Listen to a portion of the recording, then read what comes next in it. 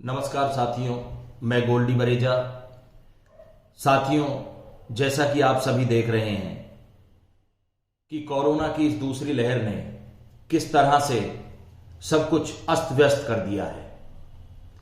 आप देख रहे हैं कि फरीदाबाद में कोरोना रोगियों की संख्या दिन ब दिन किस तरह से बढ़ती जा रही है और वहीं हॉस्पिटल्स में अगर आप देखें तो बेड अवेलेबल नहीं है मरीजों के लिए, ऑक्सीजन सिलेंडर अवेलेबल नहीं है, कोरोना इलाज से संबंधित जो उपयोगी दवाएं हैं वो कई कई गुना महंगे दामों पर भी लोग खरीदने के लिए तैयार हैं, लेकिन अवेलेबल नहीं है। एम्बुलेंस अवेलेबल नहीं है, प्लाज्मा अवेलेबल नहीं है। आप देखिए, यहां तक कि कोरोना वैक्सीन भी अब मार्केट में शॉर्ट पड़ने लगी है। तो साथियों, हमें यह समझना होगा साथियों कि अगर हमें कोरोना से जीतना है तो पहले हमें कोरोना के डर से जीतना होगा। मैं साथियों हरगिज ये इनकार नहीं करता कि कोरोना एक खतरनाक बीमारी है, पर हमें यह समझना होगा कि कोरोना एक स्टेज पर आने के बाद खतरनाक बीमारी है। उससे पहले जो कोरोना है वो मात्र खांसी जुकाम बुखार है, जो कि आपने देखा भी। इस खांसी जुकाम बुखार से कितने लोग आप देखिए कोरोना से रिकवर हुए हैं।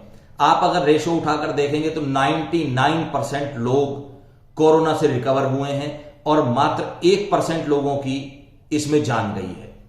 उसमें भी मैं आपसे वादा करता हूं, जिन लोगों की जान गई है ज्यादातर उसमें ब्रेन हेमरेज और कार्डियक अरेस्ट से डेथ हुई है।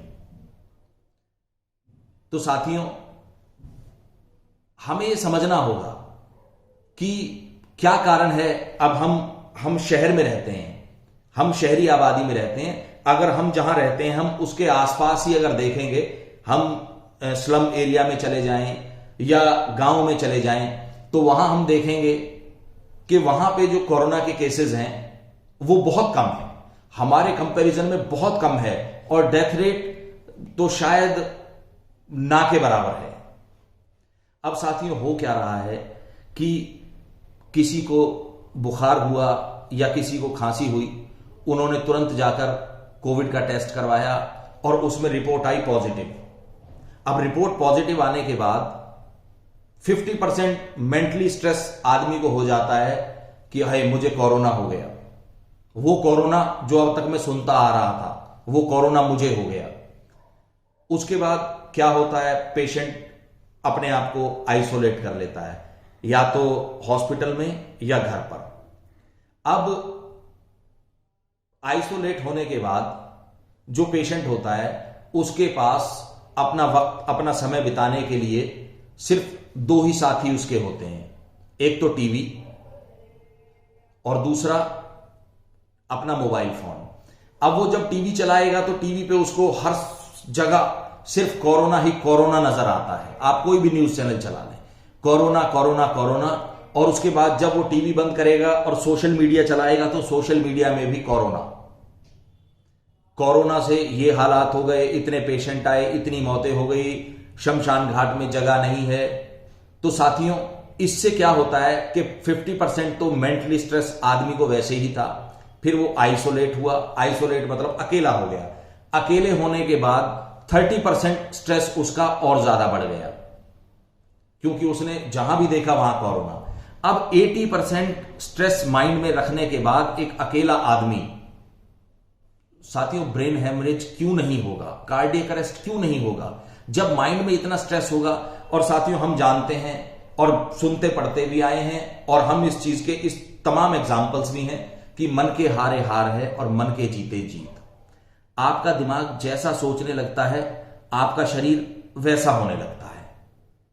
तो इसलिए साथियों, आप ठीक है, कोरोना है, इनिशियल स्टेज पे है, उसका आप घर में रहकर इलाज करें, उससे घबराएं ना, अपने माइंड को पॉजिटिव रखें और जो ट्रीटमेंट है वो ट्रीटमेंट लें। कोरोना का कोई स्पेसिफिक अलग से कोई ट्रीटमेंट नहीं है, सारा ट्रीटमेंट सिम्टमिक है। आप जानते हैं, खांसी जुकाम बुखार। अब यही गांव में क्या हो रहा है, लोग टेस्ट नहीं करवाते, वो खांसी जुकाम बुखार की दवाई लेते हैं, वो मेंटली स्ट्रेस नहीं होते और वो 5 दिन में 10 दिन में रिकवर कर जाते हैं। लेकिन जब हम स्ट्रेस ले लेते हैं तो फिर उसके दुष्परिणाम होते हैं। और यही कारण है, इस पैनिक की वजह से, जो पैनिक क्रिएट हुआ है, इसी की वजह से आज आप देखिए जितना भी ये कोरोना की वजह से जो अव्यवस्था फैली है, ये अव्यवस्था जिम्मेदार है जो अब होने वाली मौतें होंगी उसके लिए, कोरोना नहीं। अब आप एक बात बताइए, जिस पेशेंट का ऑक्सीजन लेवल घट गया, अगर उसे ऑक्सीजन सपोर्ट ही नहीं मिलेगी तो वो क्या होगा उसके साथ। अब एक पेशेंट है, उसे वेंटिलेटर की जरूरत है, अगर वेंटिलेटर ही अवेलेबल नहीं होगा और वो पेशेंट अलग अलग हॉस्पिटल्स में बेचारा घूमता रहेगा, इधर उधर फोन करने में टाइम बिताता रहेगा, तो उस पेशेंट के साथ क्या होगा आप भी समझ सकते हैं। तो इसलिए साथियों, मैं सिर्फ इतना कहूंगा कि आप पॉजिटिव रहें, कोरोना से डरे नहीं, कोरोना से लड़ें, एहतियात बरतें। जैसा कि गाइडलाइन गवर्नमेंट की तरफ से दी जा रही है, आप बार बार साबुन से हाथ धोएं, मास्क का प्रयोग करें। अगर आपको कोई भी सिम्टम नजर आता है, आप अपने आप को आइसोलेट करें, आइसोलेट करके ट्रीटमेंट लेना शुरू करें और ट्रीटमेंट लें। उसके बाद आप देखें आगे, अगर कोई कॉम्प्लिकेशन आता है, अगर ऑक्सीजन लेवल आपका डाउन जाने लगता है तो आप एडमिट हो। उसके लिए भी मैंने आपको बता दिया, अगर आप मेंटली पॉजिटिव रहेंगे तो आप जल्दी ठीक होंगे, अगर मेंटली स्ट्रेस में रहेंगे तो फिर काम खराब होगा। अब हो क्या रहा है कि हॉस्पिटल में जिन लोगों को सही में जरूरत है हॉस्पिटल्स की, वो बेचारे हॉस्पिटल्स में एडमिट नहीं हो पा रहे हैं, और कुछ लोग पैनिक की वजह से हॉस्पिटल में एडमिट हो रहे हैं, और कुछ लोग मेडिक्लेम कार्ड होने की वजह से हॉस्पिटल में जाके एडमिट हो जाते हैं। लेकिन जो वाकई जो लोग नीडी हैं, वो बेचारे हॉस्पिटल में नहीं जा पा रहे हैं क्योंकि बेड ही नहीं है हॉस्पिटल में। तो साथियों, ये जो अव्यवस्था फैली है, इसकी वजह से ही ये सारे दुष्परिणाम हम देखने को मिल रहे हैं। साथियों, पॉजिटिव रहें, सिर्फ मास्क का उपयोग करें, अपने आप को आइसोलेट करें, बार बार साबुन से हाथ धोएं, सोशल डिस्टेंसिंग रखें और मेंटली रिलैक्स रहें, म्यूजिक सुने, गाने देखें और दूसरों को भी मोटिवेट करें, दूसरों का मनोबल ना गिराएं और खामा-खा की अफवाहों पे कम से कम ध्यान दें। और मैं सभी दर्शकों को भी कहना चाहूंगा कि प्लीज कोई भी व्हाट्सएप पे मैसेज आता है उसको आगे जब तक पास ऑन ना करें जब तक कि आप उसको वेरीफाई नहीं कर लेते। जब हम कोरोना से लड़ेंगे तो हम कोरोना से जीतेंगे, डरने से हम कोरोना पे जीत कभी हासिल नहीं कर सकते। तो इसीलिए मैं आप सभी से बस इतना कहूंगा कि आप लोग सभी लोग स्वस्थ रहें, निरोगी रहें। जय हिंद, जय भारत, धन्यवाद।